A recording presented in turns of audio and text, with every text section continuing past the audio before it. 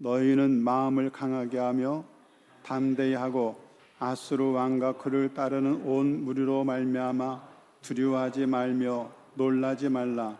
우리와 함께 하시는 이가 그와 함께하는 자보다 크니 그와 함께하는 자는 육신의 팔이요 우리와 함께 하시는 우리 하나님 여호와시라. 반드시 우리를 도우시고 우리를 대신하여 싸우시리라 하시매 백성의 유도왕 히스기야의 말로 말미암아 안심하니라. 아멘. 오늘 말씀은 어려운 일 당할 때라고 하는 이런 제목으로 주의 말씀 전할 때 함께 은혜되는 귀한 시간 되시기 바랍니다. 다시 잠깐 기도하시겠습니다. 천하 만물을 다스리시며 인류의 역사를 주관하시는 아버지 하나님, 오늘 우리에게 적은 믿음이라도 허락하여 주셔서 오늘 주님의 날 저희들이 불안을 떨치고 아버지 전을 향하여 찾아 나오게 하심을 감사합니다. 원하옵기는 우리에게 믿음 주셨지만 더 큰 믿음 허락하여 주셔서 과거에는 보아야 믿고 내가 느껴야만 믿었지만 이제 주의 말씀을 믿게 해주셔서 순종하게 하시고 나뿐 아니라 주의 역사를 통해 나타난 위대한 일을 보고 우리 온 가족들이 다 예수 믿을 수 있도록 은혜 베풀어 주시옵소서. 여러 가지 어려운 여건 속에서 오늘 하나님을 섬기는 저들의 마음 더욱 복되게 해주시고 이 나라의 임족이 하나님을 주인으로 모시고 사는 복된 민족임을 만천하에 밝게 드러낼 수 있도록 역사하여 주시옵소서. 연약한 마음을 굳게 해주시고 언제나 우리에게 은총 내려주시며 함께 해주시기를 기뻐하시는 존귀하신 주님의 이름으로 기도드리옵나이다. 아멘. 말씀의 제목이 뭐라고요? 어려운 일 당할 때. 예전에 그 미국의 엄청나게 광활한 그 땅에 많은 사람들은 목화 농사를 재배하게 되었어요. 그 가운데 특별히 알라바마주에서는 많은 분들이 목화를 이제 농사를 짓게 되었는데, 그런데 1895년에 아주 참 예기치 못한 대형 참사가 발생하게 됩니다. 그것은 뭐냐면 처음에는 조그만 그 바구미 한 마리가 눈에 띄게 되었는데 그 바구미가 삽시간에 온 이제 광활한 땅 이 알라바마주로 퍼져나가게 되었어요. 지금까지 잘 되었던 그 목화 농사를 이제는 더 이상 목화 농사를 지을래야 지을 수 없는 그런 한계점에 도달하게 되었습니다. 농장주들은 파산에 이르게 되었고 또 이제 소작인들 또 거기서 일하는 작업자들은 이제 일을 할 수 없게 되었으니까 그들이 이제 먹고 살기가 너무나도 곤란한 가운데 있게 되었어요. 그런 가운데 또 그 알라바마주에 전염병이 퍼지게 되었습니다. 전염병과 또 기근 먹을 것도 없고 여러 가지 이런 도탄에 빠진 그 백성들 눈물로 고통의 세월을 보내야만 했습니다. 근데 그 남미 사람들은 아주 믿음이 좋은 신앙의 사람들이었어요. 우리가 하나님의 주신 땅은 결코 포기할 수 없다고 하는 그런 믿음을 가지고 그들은 이제 서서히 그 목화밭을 갈아엎기 시작했습니다. 그리고 척박한 땅에서도 잘 이제 생산되는 그런 그 땅콩 또 옥수수 그리고 감자 등을 심게 되었어요. 특별히 알라바마주 사람들은 땅의 지력을 높인다고 하는 그런 이유로 이제 그 낙화상 그 땅콩을 많이 재배하게 되었습니다. 해마다 지난날의 그런 어려운 고통을 위로라도 하는 듯 해마다 풍년을 이루게 되었어요. 그래서 20년이 흐른 뒤에는 미국 땅콩의 주 생산지라고 이름 붙일 만큼 이제 그 알라바마주는 땅콩의 주산지가 되었습니다. 그리고 20년이 지난 이후에 1919년 그 엔터프라이즈 알라바마주 길목에 있는 엔터프라이즈라고 하는 마을에 이제 그 바구미 기념 동상이 세워지게 됩니다. 그것은 바구미에 대한 저주의 말이 새겨진 것이 아니고 그 밑에 뭐라고 새겨졌냐면 우리에게 목화를 갉아먹은 바구미를 주신 바구미에게 우리는 감사한다고 하는 감사의 글귀였어요. 바구미로 인해서 우리에게 부를 안겨주게 되었고 이 바구미로 인해서 우리는 하면 된다고 하는 신념을 우리에게 가르쳐 주었다. 바구미들이여 우리는 다시 한번 그들에게 감사한다고 하는 그런 팻말이 붙게 되었습니다. 사랑하는 성도 여러분, 지금 우리는 현실적으로 어떠냐면 이제 그 중국 우한 폐렴으로 인해서 온 세계가 지금 몸살을 앓고 있는 가운데 있습니다. 이 폐렴으로 인해서 사람들이 아파하고 죽어가는 것뿐만 아니라 사람들이 모일 수가 없기 때문에 항공산업을 비롯한 모든 관광산업이라든가 또 중소기업이라든가 아니 대기업까지 지금 경제적인 기반의 뿌리를 흔들어 놓고 있는 이런 가운데 있습니다.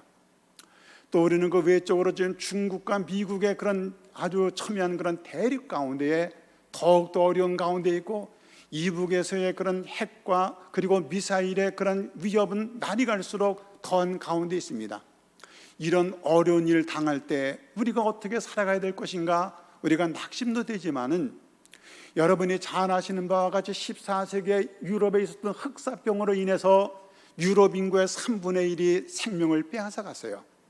그러나 흑사병은 유럽의 르네상스 시대를 열게 되었던 것입니다. 1918년 스페인 독감, 이것은 처음에 미국에서 발생하게 되었지만은 스페인에서 이제 그 기사화로 크게 다뤘기 때문에 스페인 독감이라고 불려지게 되었는데, 이 스페인 독감으로 인해서 전 세계 2,500만부터 5천만에 이르는 많은 사람들이 이제 그 생명을 빼앗기게 되었습니다. 우리나라 당시에는 일제시대였기 때문에 제대로 발표가 되지 않았습니다만은 우리나라 사람도 많은 어려움을 겪었지만은, 그러나 이 1918년에 일어났던 스페인 독감으로 말미암아 물론 스코필드 박사의 헌신이 컸습니다마는 그것으로 인해서 우리나라는 3.1 운동의 기폭제가 되었던 것을 우리는 잘 알 수 있습니다. 슬기롭고 지혜로운 민족은 언제나 이런 고난이 당하게 될 때 그 고난에 무릎 꿇는 것이 아니라 고난을 향하여 찌르는 가시를 향하여 우리는 가시를 꺾고 대항하는 이런 백성이 참으로 슬기로운 백성이라고 하는 사실입니다.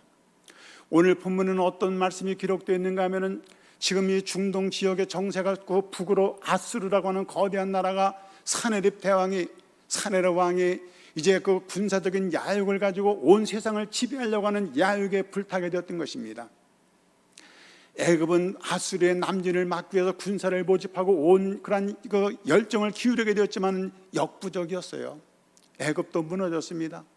당시 히스기야가 임금이 되었을 때에 북왕국 이스라엘도 이제 그 아수르를 위해서 멸망당하게 되었던 것입니다. 이럴 때에 참으로 그 난감한 그런 전운이 감도는 그런 때에 이 히스기야가 왕이 되게 되었어요.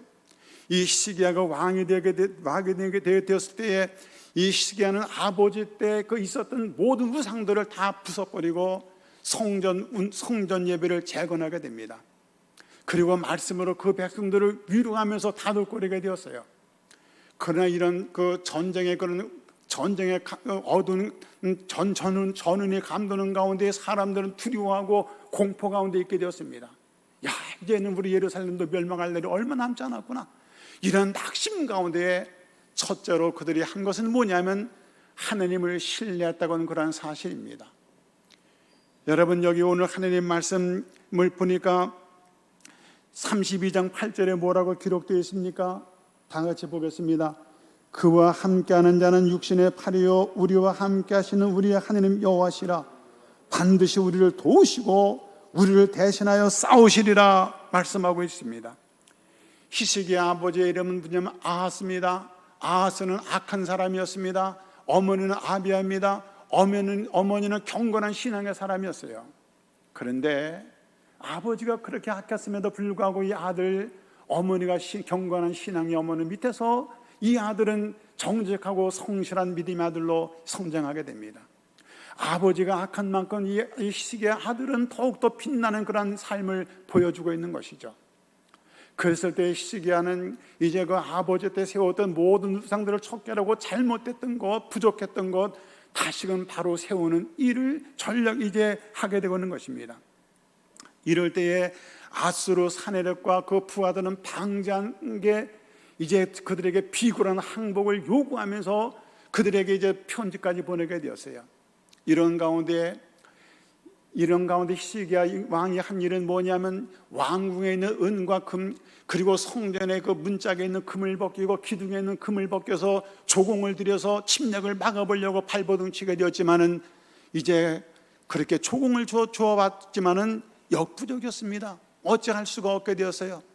도저히 어찌할 수가 없으니까 백성들의 마음을 이제 독려해 가면서, 우리는 이런 고난 가운데도 하느님 우리를 도우시니까 우리가 마음을 누려뜨리면 안 된다고 그들의 백성들의 마음을 독려하고 있는 것입니다.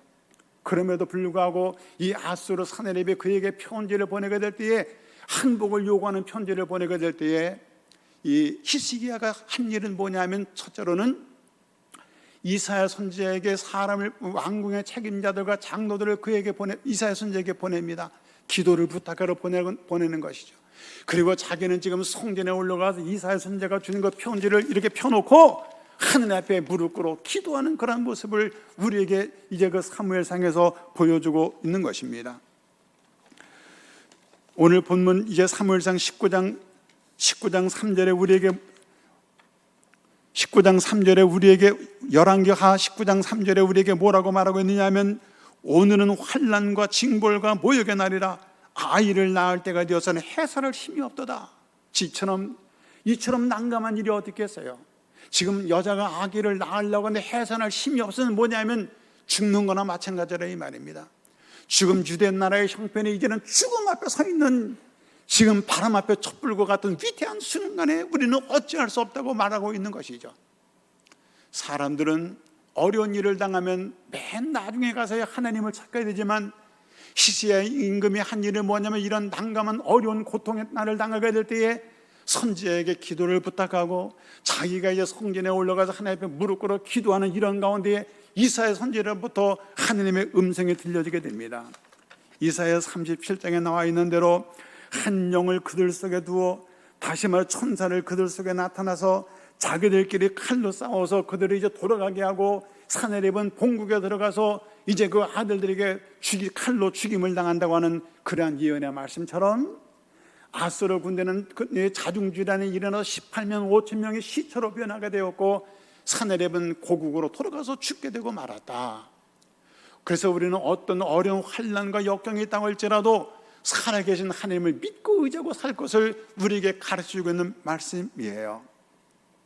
민수기 13장에 보면 이스라엘 백성들이 에집트 출애굽을 하고 나서 홍해를 건넜습니다. 바란 광야, 이 바란 광야 가데스 바네아에서 각 지파마다 한 명씩 책임자를 부릅니다.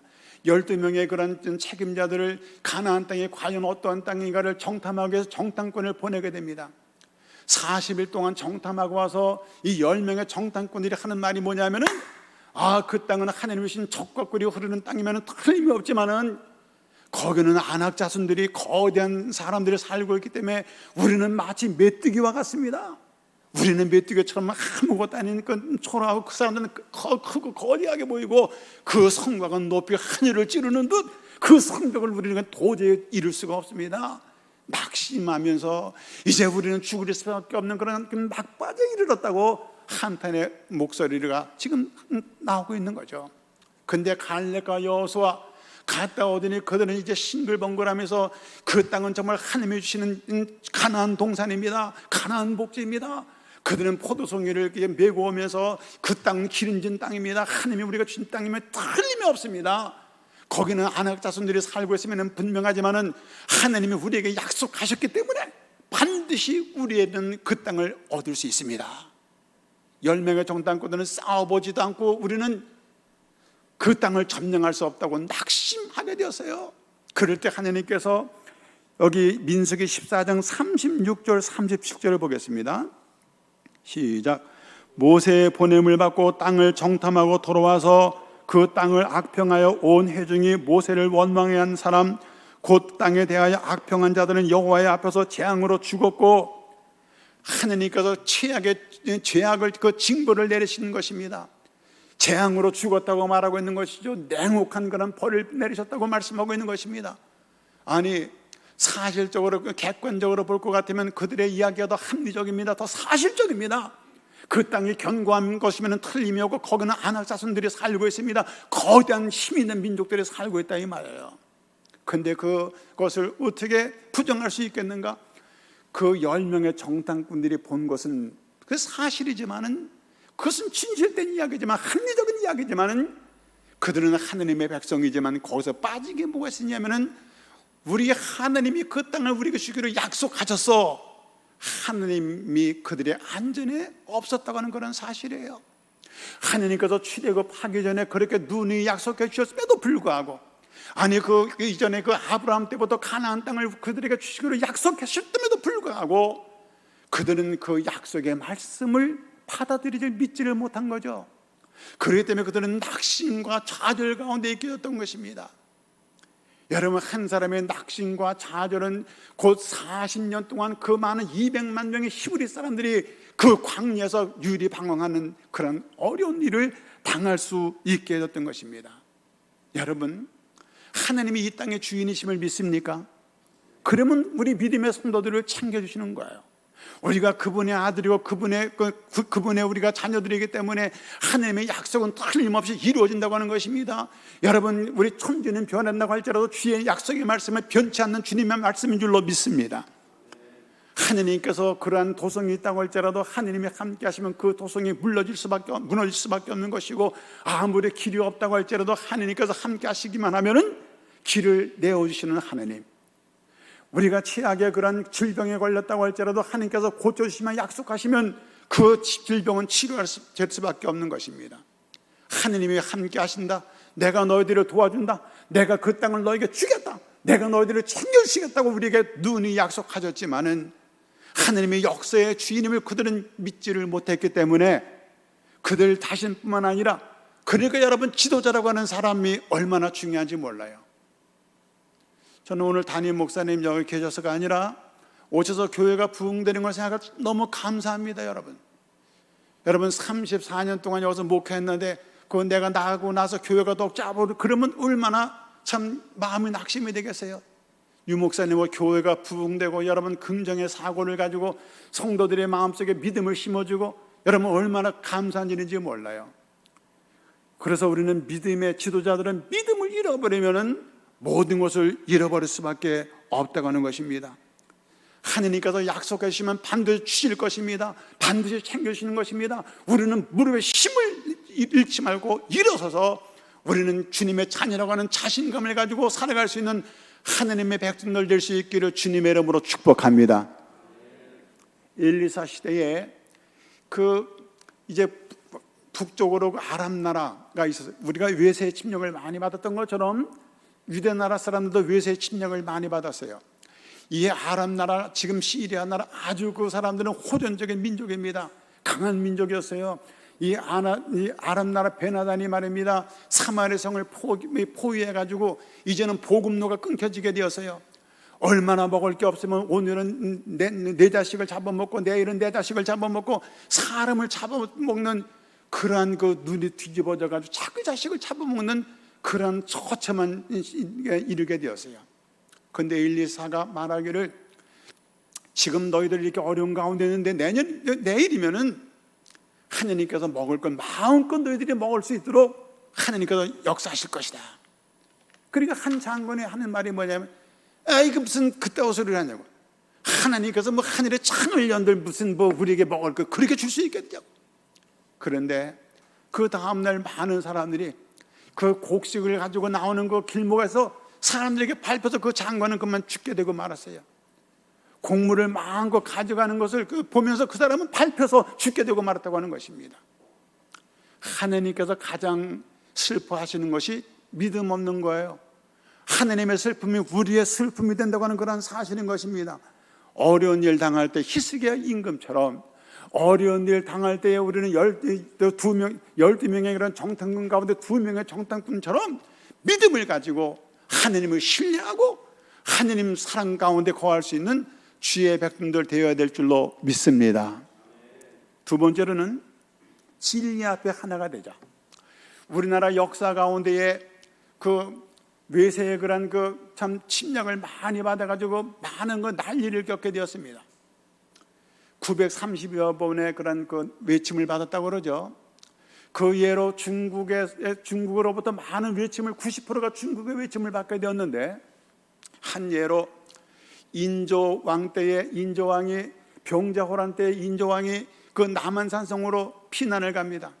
그러다가 45일 만에 삼전도로 내려와 가지고 이제 그 청태동 있는 데를 방향을 향하여 무릎을 꿇고 머리를 이렇게 땅에 대면 탁탁 9번을 부딪히면 피가 그냥 들면서 청태동을 향하여 9번 절을 하게 돼요. 얼마나 지옥의 그런 역사입니까? 이와 같은 어려운 일을 당하게 됐다고 하는 거죠. 우리가 아무리 어려운 일을 당한다고 할지라도 정신을 차리고 근신하고 깨어있기만 하면, 우리가 히스기야처럼 그런 어려운 일 당한다고 할지라도 우리가 함께 사랑으로 단결하게 하면은 우리는 능히 고난을 이겨낼 수가 있습니다. 우리는 고난의 때 정신을 차려야 됩니다. 깨어 있어야 되는 것입니다. 기도해야 되는 것입니다. 그리고 우리는 진리 앞에 우리는 하나가 되기를 힘써야 될 줄로 믿습니다. 창세기에 나오는 그 말씀 우리가 알죠? 이 창세기에 보면은 창세기 19장에 보면 두 천사가 소돔성에 나타나게 됩니다. 소돔성에 나타난 이유는 뭐냐면은 그 땅에 이제 죄가 무겁고 죄가 관영했기 때문에 심판을 예고하기 위해서 두 천사가 소돔성에 나타나게 되었어요. 근데 그 땅 소돔성이 얼마나 참 이 죄악의 도성인지 거기 모든 사람들이 달려들어가지고 천사들에게 성폭력을 하겠다고 달려들고 있는 거예요. 천사들이 그 소돔성 사람들의 눈을 어둡게 만들었습니다. 그리고 이제 그 롯에게 하는 말이 뭐냐면 네게 속한 자들을 다 이끌고 빨리 지금 도망가라고 하는 거예요. 그래서 이 롯이라고 하는 사람이 그 아내와 두 딸, 그리고 이제 약혼한 그 두 사위들에게 귀틈을 해주는 거예요. 야, 천사가 내게 귀틈해줬는데 이제 지금 이 땅이 죄악으로 관영했기 때문에 소돔성에 지금 불바다가 된다고 그러더라고. 유황벌이 떨어지니까 빨리 우리가 도망가야 된다. 그러니까 두 사위는 농담으로 여겼어요. 진리의 말씀을 농담으로 여겼다고 하는 것입니다. 진리 앞에 머리를 숙일지는 몰랐죠. 그럴 때 지금 지금 이런 제가 살기 좋은데 무슨 날벼락 같은 소리 하고 있느냐고 말이지. 가시려면 장인어른이나 가시라고. 그럴 때 천사가 재촉해서 롯이 두 딸과 그 아내를 데리고 앞을 향해 전진할 때에 금지령을 주는 거예요. 앞을 향해 가다가 절대로 뒤돌아보지 말라고 하는 것입니다. 그런데 사위사랑은 장모라고 지금 뒤에서 지금 불벼락에 떨어가지고 차마 사위들이 죽는 걸 차마 볼 수 없어 뒤돌아보다가 그만 소금 기둥이 되고 말아요.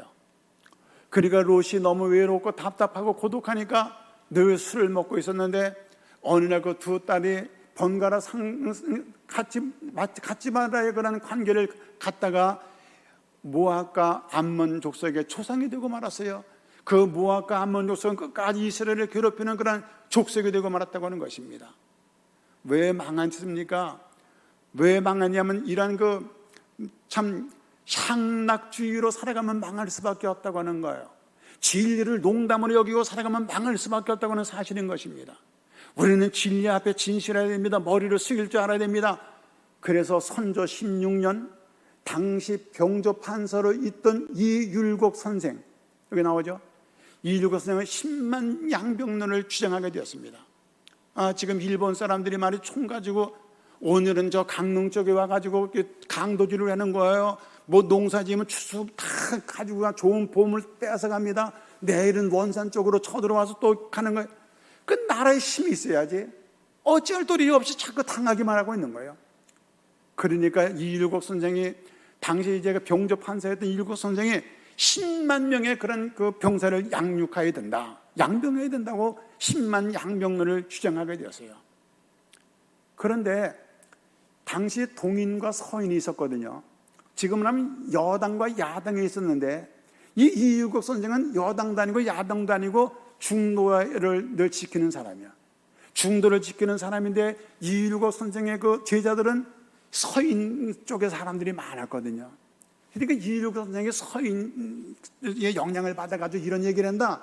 그리고 지금 10만 명의 그런 군사를 양병하면은 일본에게 그런 좋지 못한 사인을 주는 거니까 이거 있을 수 없는 일이다.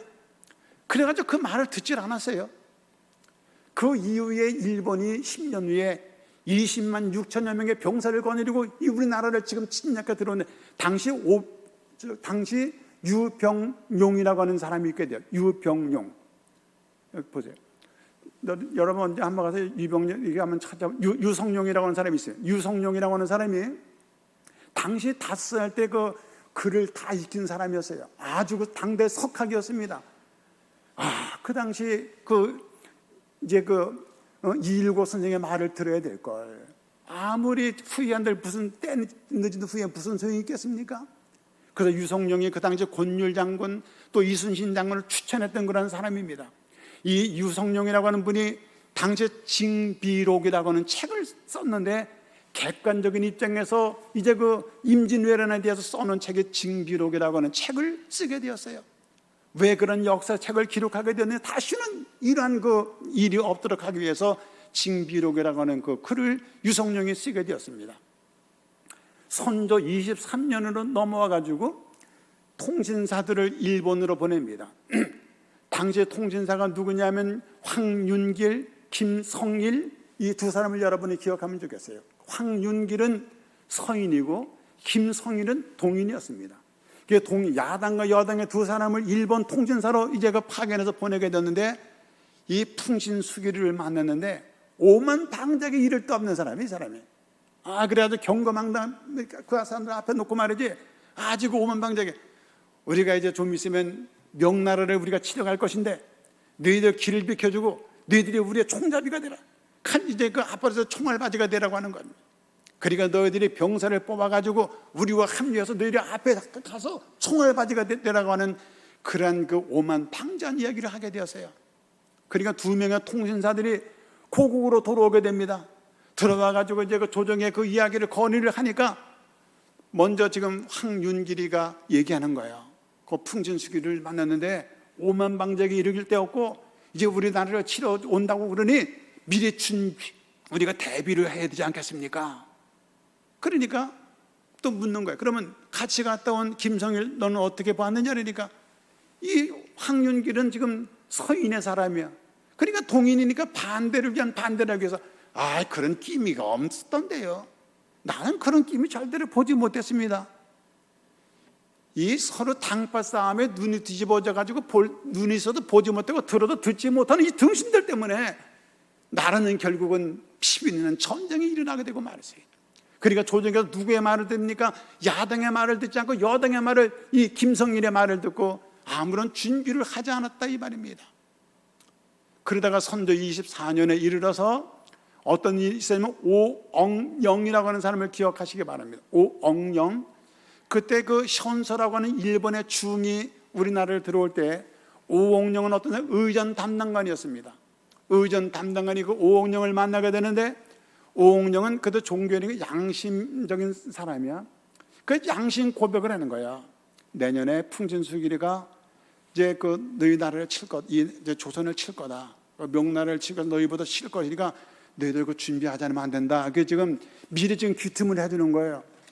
그래서 당시 이제 그 오엉영이라고 하는 사람 의전 담당관이 또 이걸 보고를 했어요.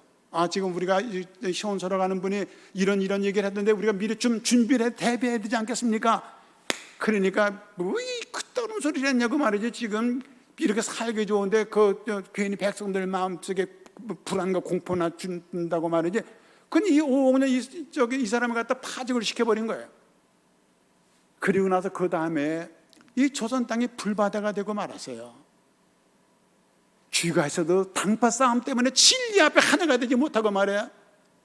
여러분, 지금 여당 야당, 지금은 야당에서 싸울 힘도 없는 그런 가운데 결국은 진리 앞에 하나가 되지 못하고 눈이 어두워가지고 계속 서로 당파 싸움에 나라 백성, 죄 없는 백성들은 불에 타 죽고 총에 맞아 죽고 이런 고난을 겪어야만 되었다고 하는 사실인 것입니다. 이럴 때 하나님의 말씀이 우리에게 뭐라고 말씀하고 있느냐면, 오늘 본문 7절을 보겠습니다. 보면 두려워하지 말며 놀라지 말라. 당시 아수르 왕은 아주 출중한 그런 그 전략가입니다.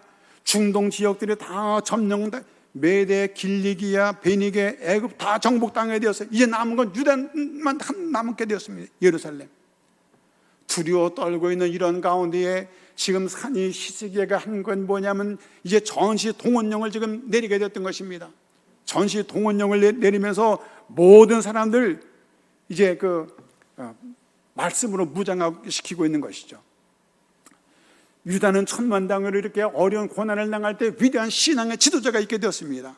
32장 5절을 다 같이 보겠습니다. 시작. 히스기야가 힘을 내어 무너진 모든 성벽을 보수하되 망대까지 높이 쌓고 또 의성을 쌓고 다을성의 밀로를 견고하게 하고 무기와 방패를 많이 만들고, 히스기야가 한 일은 뭐냐면은 지금 무기를 많이 만들고 그거 대항하기 위해서 무기를 만들 뿐만 아니라 이 성을 수축하고 말입니다. 밀로를 견고하게 하고 비밀 통로를 만들고 이런 일을 하면서 그 모든 백성들에게 동원력을 소집하게 되었습니다. 그리고 작전 전시 체제를 갖춰가지고 자기는 자기의 그 전시 체제 속에 들어오게끔 그렇게 만들었다고 하는 것입니다. 열왕기하 19장에 보니까 그리고 그는 하나님의 도우심을 구하기 위해 마지막으로 강하고 담대하라 말씀하고 있죠. 사람이 할 수 있는 일을 다 했습니다. 그리고 하나님의 은혜 가운데 하나님의 도우심과 하나님의 보호하심을 확신하고 나니까 마음의 평화가 오고 강하고 담대한 마음이 들게 되는 거예요. 하나님과의 관계가 회복되고 사람들과의 그런 융화 단결 하나가 되니까 그들은 두려워하지 않고 놀라지 않는 그런 역사가 나타나게 됐던 것입니다. 나라가 아무리 힘들고 어렵다고 할지라도 여러분, 남편과 아내가 정신을 차리고 하나가 되고 하나님을 신뢰하게 될 때에 여러분 두려움이 없어지게 되는 거예요. 강한 믿음을 갖게 되는 것입니다. 모세가 죽고 여호와 시대에 여호수아는 항상 모세와 함께 있었는데 모세는 위대한 지도자입니다. 그런데 모세가 이제 세상을 떠나게 되었어요. 지금 당장 요단강을 건너야 되고 요단강 건너가면 그 가나안 땅이 그냥 주어집니까? 기존에 거기 사는 민족들이 있었습니다. 사는 민족들, 거대한 그런 민족들이 있는데 우리가 그 땅을 정복하고 그 사람들을 물리치고 다 내보내고 가서 농사 짓고 살아야 되는데 이 사람들이 뭐 농사를 지어본 사람들도 아니고 지금 이 사람들이 지금 노예 생활을 오랫동안 노예 생활을 했던 그런 민족입니다. 430년 동안 애굽에 노예 생활을 했던 그런 민족들이기 때문에 원망, 불평, 부정적인 생각으로 가득 찬 이런 사람들이에요. 이 사람들을 데리고 어떻게 지금 가나안 땅을 향해서 전진할 수 있느냐 이 말입니다. 그런데 하나님께서 말씀하시죠. 여호수아에게 강하고 담대하라, 두려워하지 말라, 놀라지 말라. 내가 모세와 함께 있던 것처럼 너와 함께 있겠다 말씀하셨습니다. 여호수아가 어떻게 이 일을 감당할 수 있겠습니까? 여호수아 앞에는 모든 길이 다 열려지게 되어 있었습니다. 여호수아 앞에는 무너지지 않는 성이 얻게 되었습니다. 여호수아 앞에 서는 군대마다 다 물리치고 그 성을 점령할 수 있게 되었어요. 그것은 내가 너와 함께하리라고 하는 약속의 말씀을 붙들었기 때문인 줄로 믿습니다. 여호수아가 하나님의 말씀이 여호수아에게만 주어졌나요? 여러분, 모세, 여호수아, 히스기야 모든 사람들 주어진 그 약속의 말씀을 붙들었던 사람은 능력의 삶을 살았습니다. 그러나 여러분, 이 약속의 말씀을 우습게 여기고 불신앙의 사람들은 세상 사람들만도 못한 그런 삶으로 전락되게 되고 말았단 말입니다. 그 차이는 뭡니까? 하나님을 신뢰하고 약속의 말씀을 붙들었느냐 붙들지 않았느냐 여기에 달려 있는 것입니다. 약속의 말씀을 붙들었던 여호수아와 갈렙처럼 약속의 말씀을 붙들었던 이 여호수아는 히스기야처럼 그 능력을 붙들려면 말씀을 붙들어야 되는데 왜 우리가 말씀을 붙들지 못하느냐? 믿음이 없었거든. 정말 이게 하나님의 말씀인가? 그렇게 들려나? 매일 와서 뭐 예수밖에 없네, 하나님 뭐 찬송 부르지만은 마음속에 불신앙이 있기 때문에 세상 사람들 모두도 못한 그런 삶을 살아가는 사람들이 이 땅에 너무도 많이 있다고 하는 것입니다. 하나님의 약속, 이 말씀을 믿고 받아들이느냐 받아들이지 않느냐에 따라서 이러한 놀라운 차이가 나타나게 되는 것이죠. 주님께서 믿는 자에게는 능치 못할 일이 없느니라. 사무엘상 17장에 보면 여러분, 다윗은 골리앗, 이건 대학생과 유치원생의 싸움이나 마찬가지예요. 다윗이 뭐라고 말하고 있니? 벌써 승리를 확신하고 있는 거예요. 너는 칼과 단창으로 내게 오거니 나는 만군의 여호와 이름으로 내게 가노라. 승리를 확신하고 있는 것이죠. 무엇이 그로 하여금 승리를 확신하게 만들었습니까? 그는 믿음을 있었기 때문에 주의 말씀을 붙들고 하나님이 오늘 나와 함께 하신다, 이 말씀을 붙들고 살았기 때문에 골리앗을 물리칠 수 있게 됐다는 것입니다. 제 말씀 거의 마쳐갑니다. 제 10분에 딱 끝내. 이 마태복음 28장 20절 다 같이, 내가 세상 끝날까지 너희와 항상 함께 있으리라. 이사야 43편 1절을 보겠습니다. 다 같이, 너는 두려워하지 말라. 내가 너를 구속하였고 내가 너를 지명하여 불렀나니 너는 내 것이라. 여러분, 이 말씀을 믿고 받아들이면 여호수아처럼, 다윗처럼, 시기야처럼 우리는 주의 권능의 팔에 안겨서 능력 있는 삶을 살아가게 될 줄로 믿습니다. 1812년 프랑스가 러시아를 침공합니다. 그 70만 군대, 그리고 그 러시아 군대는 35만 밖에 되질 않았어요. 그 알프스산을 넘어서 진격해 들어올 때에 이 당시 쿠투조프라고 하는 그 장군은 초토화 작전을 벌립니다. 자꾸 뒤로 이렇게 후퇴하면서 모두 다 불살라버리고 말입니다. 그리고 물에는 독약을 타고, 그래가지고 이 사람들이 10월달 때 모스크바 그 강 옆에 그 블로디노라고 하는 보로디노라고 하는 그 곳에 이제 그들은 도착하게 되었어요. 모스크바 강옆 보로디노에 도착하게 될 때 이미 10월달 찬바람이 불게 되었습니다. 눈발이 휘날리게 되었어요. 그때 당시 알렉산드르 1세가 왕이었는데 나폴레옹이 알렉산드르에게 항복을 요구하고 있는 거예요. 당시 항복할 수밖에 없는 그런 여건이, 이제 그 모스크바까지 점령이 되었으니까 넓은 땅에. 그런데 그 쿠투조프가 이제 그 알렉산드르 2세에게 말해, 대왕이여, 내게 조금만 더 시간을 주십시오. 하나님은 우리 편입니다. 조금만 더 시간을 주십시오. 쿠투조프는 믿음의 사람이었어요. 그리고 이 나폴레옹은 내 사전에 불가능 없다고 하는 자기 자신을 믿은 사람이었습니다. 자신을 믿었던 그 포병의 천재 그 나폴레옹. 그러나 이 쿠투조프는 자기 힘이 부족하고 연약하니까 하나님 앞에 엎드려 기도했던 사람이었습니다. 이 결국은 이제 계속해서 후퇴하면서 그 모스크바 모든 집들을 다 불살라버리고, 다 먹을 걸, 양식 있는 거 다 불살라버리고, 물도 다 독약을 타버리고, 나폴레옹 군대는 거주할 곳이 없어요. 찬바람이 그 러시아의 찬바람 얼마나 추웠습니까? 그러나 그 찬바람을 막을 수가 없었고, 그리고 또 먹을 것이 양식 보급로가 차단되고 마니까 거기다 쿠투조프 그 장군은 게릴라전을 펼쳐가지고 밤에 와가지고 기습작전을 펼치는데 당해낼 수가 없어요. 35만 명이 얼어 죽게 되고 말았습니다. 20만 명이 포로가 되었습니다. 말이 20만두가 죽음을 당하게 되고 말았습니다. 결국 누가 승리했느냐? 누가 승리했어요? 쿠투조프 러시아가 승리를 거두게 되고 말았어요. 나폴레옹은 거기서 이제 패배를 경험하게 됐던 것입니다. 여러분, 셰익스피어가 유명한 말을 했죠. 세상에서 어려운 고난을 당할 때에 눈물을 흘리는 사람은 참으로 3류 인생이다. 고난을 당할 때에 참는 사람은 2류 인생이다. 그러나 고난을 당할 때에 즐거워하며 고난을 이겨나가는 사람은 1류 인생이라고 말했습니다. 여러분, 어떤 인생이 되기를 원하십니까? 1류 인생. 고난이 왔을 때 여러분, 낙심과 이 고난을 피해가는, 고난의 가시를 피해가는 사람이 아니라 고난의 가시를 꺾고 주님과 함께 승리의 삶을 향해 앞으로 나가면 우리 자손 만들기까지 하나님의 은혜와 축복이 함께할 줄로 믿습니다. 자비하신 아버지 하나님, 날마다 이기게 하실 하나님을 찬양합니다. 나를 괴롭히고 어렵게 하는 생각을 벽을 넘지 못해 좌절하거나 절망하지 않게 도와주시옵소서. 하나님께서 허락하신 우리의 생에 하나님의 도우심으로 합력하여 선을 이룰 줄 믿습니다. 날마다 믿음으로 두려움을 물리치고 강하고 담대하게 도와주시옵소서. 우리 다 같이 통성으로 기도하시겠습니다. 거룩하시고 자비로우신 우리 아버지 하나님, 우리가 지금